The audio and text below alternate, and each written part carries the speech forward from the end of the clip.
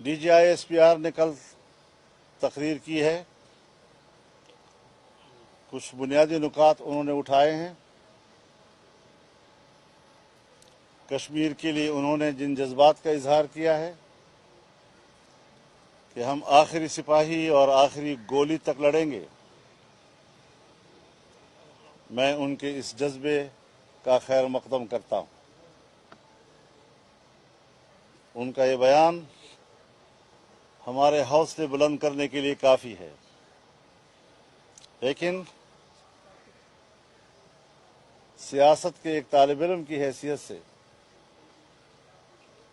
شاید ان کو یاد نہ ہو اس وقت ان کی عمر کیا ہوگی، لیکن پھر بھی وہ مجھ سے بہتر جانتے ہوں گے کہ جنرل یحییٰ خان نے جب وہ افواج پاکستان کے سپریم کمانڈر تھے، یہی باتیں ایک دن پہلے کہی تھیں کہ ہم گلی گلی لڑیں گے، کارخانوں میں لڑیں گے، جنگلوں میں لڑیں گے، صحراؤں میں لڑیں گے، اور اگلے دن پلٹن میدان میں جنرل نیازی نے سرنڈر کیا، اور پھر اس نے بیان دیا کہ میں نے سپریم کمانڈ کی ہدایات پر سرنڈر کیا ہے۔ خدا کرے ان کا بیان اس طرح نہ ہو۔